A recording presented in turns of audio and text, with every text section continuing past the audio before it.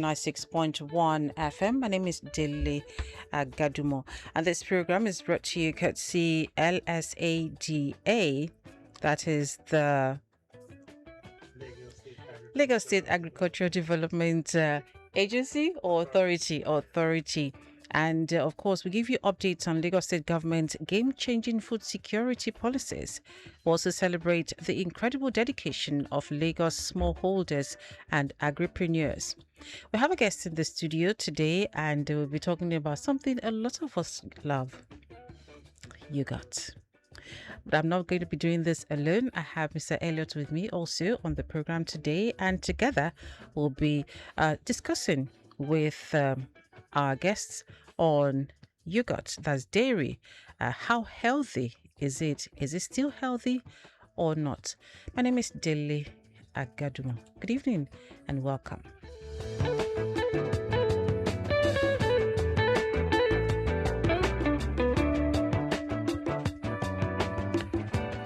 So our guest today on the program is Aaishah Sarumi Womiloju. She has a background in biology and psychology, and she is the founder of NUTRIQ Yoghurt and also a 2025 Lagos Agrithon and 2024 Flourish Africa Grant beneficiary. Good evening to you, Aaishah. How are you doing? Good evening. I'm so happy to be here today. I'm happy to have you in the studio as well because I love yogurt. So maybe I'll get a 1 year supply. Well, Mr. Elliot. Yes. And good evening to you also, Mr. Elliot. Good evening, Lagos. Okay. So first, we're talking about yogurt. Well, when it's healthy and when it's no longer healthy, what should consumers look out for? But before then, tell us a bit about yourself. How did you get into, you have a background in biology and psychology. How? Then how did you move from biology and psychology how do I put it? Extreme, yes. So how? And then how did you get into yogurt manufacturing? Okay, my name is Aaishah Sarumi, and I am the founder of NUTRIQ, where we produce NUTRIQ Yoghurt from fresh cow milk, emphasis on fresh cow milk, sourced from a clinically compliant dairy farm, emphasis on a clinically compliant dairy farm. Okay. So psychology is not, I am presently studying clinical psychology. Yes, meaning biology also infused in psychology. So in psychology, you study human behavior, you study the neural functioning of how our neural functioning affects our behavior. So biology is not far from psychology. Well, you're right. You're right. So however, when you want to do, I also feel that when you want to talk about eating, when you want to talk about wellness starts from the mind. So merging yogurt and biology is not far-fetched. Well, that's true, especially if you're talking about, behavioral, tendencies during psychology. Okay, yes. So now you've done that. How did you get into yogurt making? Okay. Did you set out to do that, or it was just an idea that came to you during the course of, looking for a second income stream? So I love yogurt. I love taking yogurt a lot. Okay. And one thing about me is when I go to malls, I check ingredients. If I buy something from you, I must check the ingredients. Even if I buy gala, I must check the ingredients and the expiry date. That's how far it is. So I thought it was in 2020 during the COVID-19. Then that was when different businesses start emerging. Yes. So I just thought to myself that, okay, because I love yogurt and I love how attractive parfait is. So I thought to myself, okay, let me try and create something with yogurt. And I also said that, okay, I want to make yogurt, I want to manufacture yogurt, but I don't want to use powdered milk. Why? Nigeria is an area of land. Why would you want to choose powdered milk where you can get it fresh? Why do you want to choose something that's been binded with a lot of vegetable fat, a lot of additives Mm-hmm. over something fresh. Mm-hmm. So I started with, though the first production was with powdered milk, but I said no, this is not what I want to settle for. Then the next production we started using fresh cow milk. Okay. So it was a lot of struggle. And one thing I also do is I do research a lot. Okay. Yes. Okay. I do research a lot. So I searched for where we can, at least in small quantities, where we can get fresh milk, Mm-hmm. and how I can easily start with what we have. Okay. Yes. Okay. So a lot of people, when they buy yogurt, they also always assume that they are making a healthy choice. And from what you said now, that quite a number of people will not take that time out to check all the ingredients to know if there are additives or if there are preservatives, what percentage, constitute protein and carbohydrate or fat and all of that. So most people don't. They just say Greek yogurt. Yes, Greek yogurt is fine. So we all assume that it's a healthy choice. But now, I mean, with your biology infusion, you're saying that maybe poor thermal processing could make it unsafe, or unhygienic handling could also make it unsafe for us. So as human beings, or as people who go to the malls or to the shops to purchase yogurt, for instance, and from your experience in the industry, what are those most common points of failure in dairy processing today that could compromise the product safety? So I'll be speaking from the perspective of fresh milk, because I Okay. use fresh milk. I use dairy milk. Color white. When you look at color white, what happens when it gets stained? It changes color. It changes color. Mhm. So yogurt is one of the most. It is one of the most. It is one of the healthiest products you can Okay. take in, and it is also one of the deadliest. Okay. Yes, it is one of the deadliest and also delicate to manufacture, because as healthy as yogurt is, it could harbor a lot of bacteria, a lot of pathogens, Okay. like salmonella, like E. Mhm. coli, like Mhm. listeria, which is so deadly. Mhm. And that will stem from improper handling handling. of the milk or the Yeah. yogurt, Okay. maybe during sourcing or during fermentation or during packaging. Okay. So as a yogurt producer, there are some invincible risks Mhm.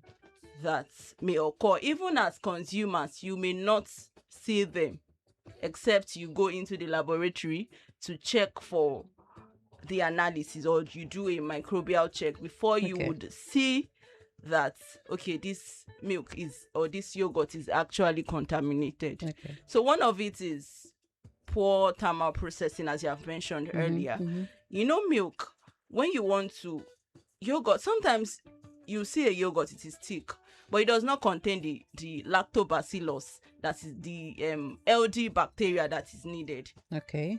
It will harbor a lot of harmful bacteria. Why? Because for you to make yogurt, the milk has to be pasteurized to some level so that it will kill pathogens. Okay. Between 85 to 90 degrees. It has to be pasteurized. We call it pasteurization. Mhm. So let's say, for example, you pasteurize your milk, and if the milk pasteurization did not reach that thermal point, Okay. there is a risk, because number one, you may not be able to kill the bacteria that is harmful in the milk. Okay. You may not kill them. So it has to be pasteurized to some level before you can use it to make yogurt. Then another thing is, we use fresh cow milk, as we have said earlier. Mhm. We call something cooling. So when we are sourcing our fresh cow milk, there is an emphasis on clinically compliant, because there was one time I was chatting with a friend. She was telling me that I told her that one thing we held at NUTRIQ Yoghurt is trust. Okay. She said no, it's because you fear jail. You know why she said that? Because milk is very delicate. Imagine if fresh milk, imagine if after production you sell, and somebody, maybe a news comes and tell you that, okay, somebody has food poisoning, or maybe because of the yogurt. Yes. So when we want to collect our milk, there's an emphasis on clinically compliant. Okay. We even collect analysis from every of our suppliers. Okay, let us see let us see the phyto, let us see the physiology, the nutrients inherent. Let us see if there's microbes inside this milk before we can collect. So when they collect the milk, when we want to source our milk, when we want to collect our milk from The our suppliers, we don't just collect. There's a process to it. The normal milking process that we know that, okay, the farmers will just go there with their bare hands, collect the milk. No, there are pathogens in every of the. So you're not collecting from, your suppliers are not directly the herder, how do you put it? The cattle rearers. No, You're no, not. no, Okay. no. Okay. They are farmers. Okay. But they are farmers that, Nigeria, as we talk now, there are a lot of emphasis on dairy. There's a lot of money pumped in dairy training for farmers. So you understand. Yeah. So we only collect our milk from clinically compliant dairy farm. Okay. Meaning that before we collect our milk, it has to pass through some processes. Number one, before you can collect the milk, it has to be deposited in a cooling tank. Okay. That means it has to reach a particular temperature between 4 degrees Celsius. It has to be 4 degrees Celsius and 4.8 also. So it has to be in that temperature before we can collect it. Then they have to check for any microbe. Sometimes some microbes, even if you pasteurize them, it will not die. They are as hard like that. So they have to check for because not all milk are healthy. They may look fine, they may look pretty, but what you are taking in, and microbes that it will not show on time. It will take a lot of time before okay, this person has this thing. So they have to do some microbial analysis. Then they have to check the pH level too before they can sell to us. Okay. So we collecting it. We also collect it in. For now, we use a cooling box to transport them because the temperature has to be maintained till it reaches our factory. So pasteurization, cooling.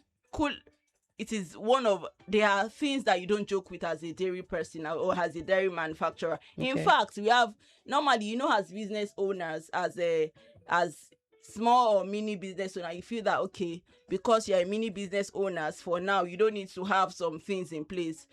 As I speak to you, have a microbiologist. Okay.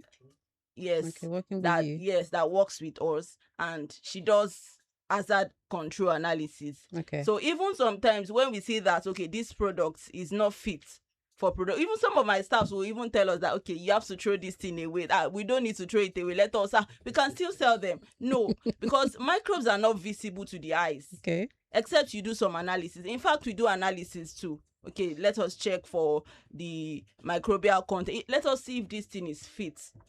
Okay. Then also the equipment we use too. For dairy farmers or dairy producers, equipment that you use is also as important as the milk that you want to produce. Because the equipment, they may harbor microbes too.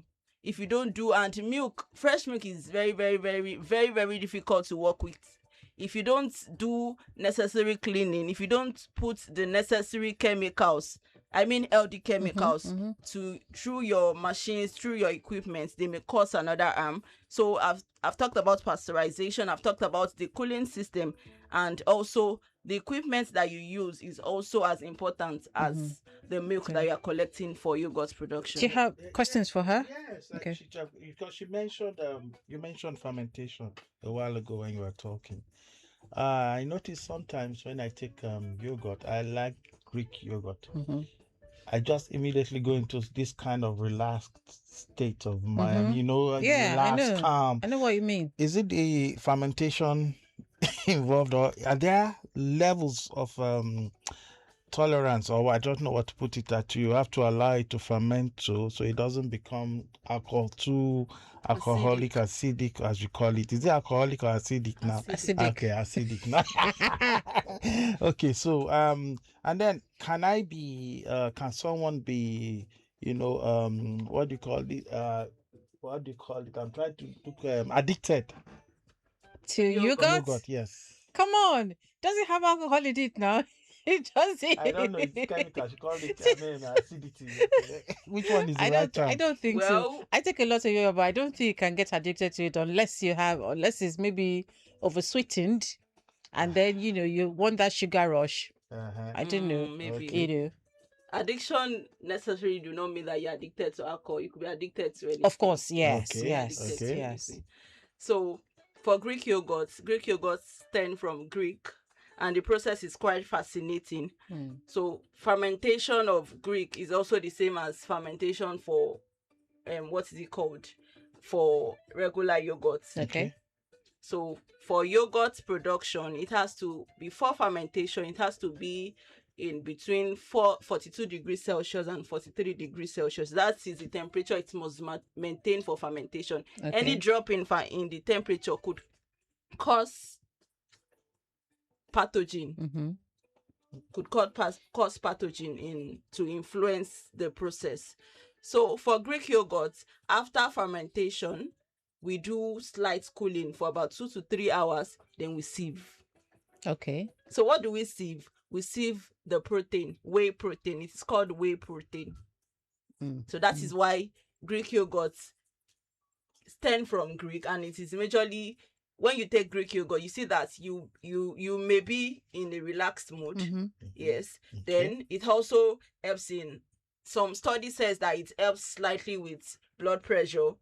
Some studies also says that it also helping weight management. Okay. So overall, it means that when yogurt production for it to work well for your health, for it to not help increase the level of microbes in your body, it has to be done right. I don't know. I guess I have. Let's see if this person. Hello.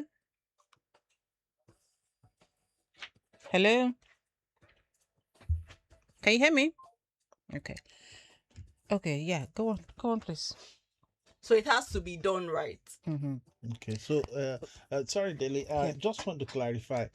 Why do you have to pass it through this stage of fermentation? Why? Because we need a bacteria that is harmless in it. For you to let me say, for you to ginger the bacteria. Yes, fermentation must occur. I like that. So lactobacillus, they call it lactobacillus. Healthy bacteria. Healthy bacteria. Okay. So I know Probiotic. that. Okay. Let's talk a bit about the protecting the probiotic integrity of your yogurt. Now, consumers who buy yogurt, they expect to have live beneficial bacteria for their gut health. And, sometimes, as you said, improper pasteurization or temperature break during distribution or packaging, could kill off good culture, or wild yeasts could take over. How do you ensure that every bottle contains active, safe probiotics for human consumption? Number one is start from the type of culture that you use. Okay. Yes. It has to be LG culture. It has to be gotten from a trusted vendor. I know some people use yogurt as culture. Yes, if yes. the yogurt has a life culture, it could work as it could work as it could culture for another batch. Okay. But for commercial, you can't start using yogurt. So it has to be life culture. Okay. So number one is the choice of culture. Ensure that the culture you are using is the healthy culture, contains the harmless bacteria that you are looking for. Okay. Then number two is for you to ensure that every bottle contains the type of bacteria that you want. Is that your equipment must also be safe as a product. Then what is it called? The fermentation process, ensure that the temperature must be maintained. Then during the process of packaging too, it has to, for our own yogurt, it has to be we have a dedicated cooling system. Okay. That it has to be in a particular temperature, 4 degrees Celsius. Any drop in the temperature could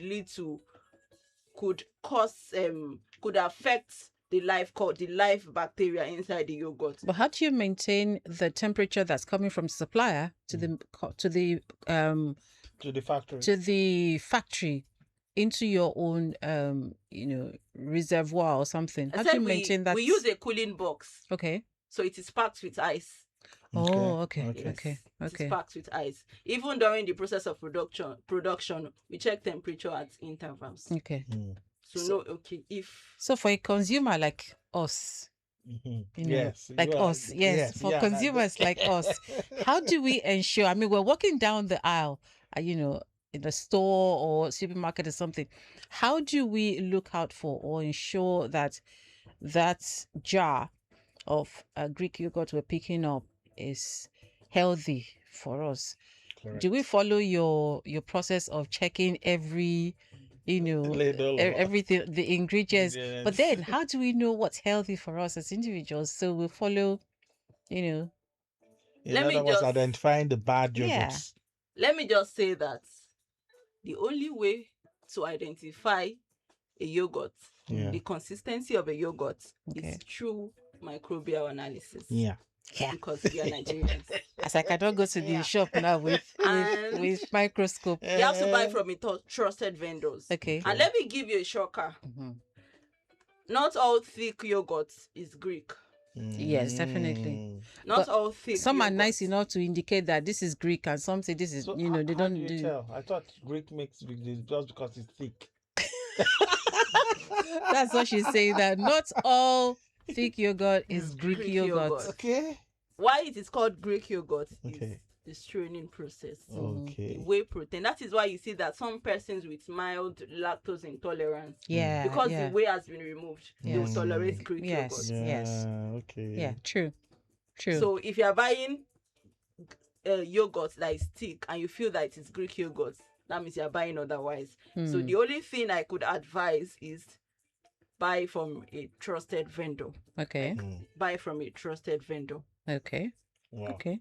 Yes. That makes sense. Wow. So for consumers who want to protect their families from spoiled or unhealthy dairy, what are red flags? Maybe sour smell, any specific label ingredient that you could look out for? For us that use dairy products. Fresh dairy products. Yes. Fresh cow milk. Yeah. You will know from the smell. Okay. I can't open every jar I want to buy. You don't buy and finish now. And then most of them are sealed. You can't break the seal because once you break the seal, you don't buy markets. So that's why you buy from a trusted vendor. You have to buy from a trusted vendor. Okay, so I pick up a jar of yogurt. I look at the ingredients. Is there a red flag I should look out for? Yes. So for us, over time, we had to stick with. I love to use scenarios as example, maybe because I'm studying psychology. So for some time, we had experimented on different preservatives. Okay. Sodium benzoate, potassium sorbate, though not in the product. Okay. So I had researched, and so I just thought to myself that why would I want to cause harm to people? As a matter of fact, I asked somebody. The person was telling me that I told the person that this thing, benzoate, after sometimes compounded addition could cause cancer, right? Okay. So why do we continually use it? Okay. Why do we continually use this additive that would cause harm to people? So it took us time before we'd say that, what type of preservative do we use for our products? So after some time, we researched and we got an healthy preservative. Though it cost us, it cost a lot. Like a normal preservative that you just buy 5,000, 10,000, we are buying it hundreds of thousands. So number one red flag is the preservative. Okay. When you see a product and they write, sodium benzoate, potassium sorbate. It's a red flag. Red flag. It's a red flag. Okay. Number two, you know that. Which is the good one now? Which one is the good that we should take note of? At least we know the other one that is good. Yes. So which one is the one that is found good? Out that is good? Yeah. So most times those ones that are good, they write it natural preservatives. Okay. To be written on it, natural preservatives. Okay. Then You know that not all yogurt are made with milk. Yes. Mm-hmm.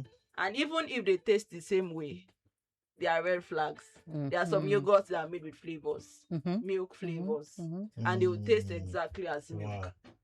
So you know that, okay, you feel that you're taking yogurt, and Just tasting whereas some- you're taking taking something flavors that- and that you're not tastes serving light. enough nutrients. Mhm. So I tell people that sometimes when you say that something is cheap, doesn't mean that it's healthy for you. Healthy. Okay. I wish we could go on because I have quite a number of questions left to ask you, but you have enlightened us a lot about the what we should look out for when we're buying Greek yogurt. So I'm better informed when I go to the supermarket for a Yes. Greek yogurt now. You can buy from us. I can buy a beer. I told you at the beginning that maybe I'll do a year supply. She should after this, Definitely. Oh, definitely. Yeah. Okay. Okay, so let's see, for people who need more information, how can they get in touch with you?